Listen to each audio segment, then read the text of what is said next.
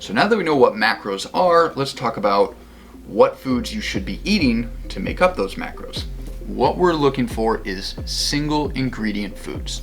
Foods that are themselves an ingredient rather than made up of ingredients. So think about when you go into the grocery store, you start with your produce section.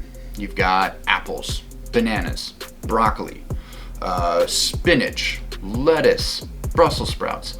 All of these things, they don't have an ingredient list. They simply are what they are. Potatoes, rice, chicken breast, ground turkey, those things simply are what they are, okay? They are a single ingredient food. So that's what we're gonna be focusing on, because usually single ingredient foods are made up of one and possibly slightly another macronutrient group.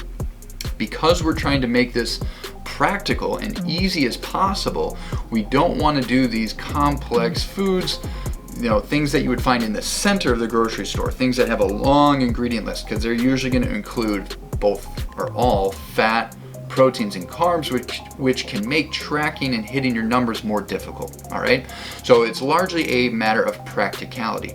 Down the road, as you get more skilled at counting and tracking your macros, you will learn how to integrate certain foods that you love and that you may have missed from this first portion of just getting in the habit of tracking and eating single ingredient foods.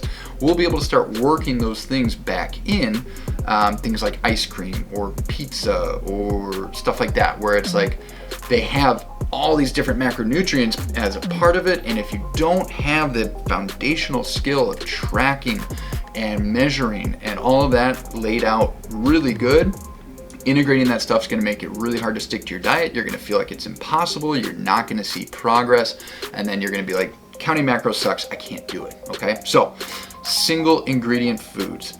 Shop on the perimeter of the grocery store, foods that are ingredients, not made up of ingredients. Okay, so that's next.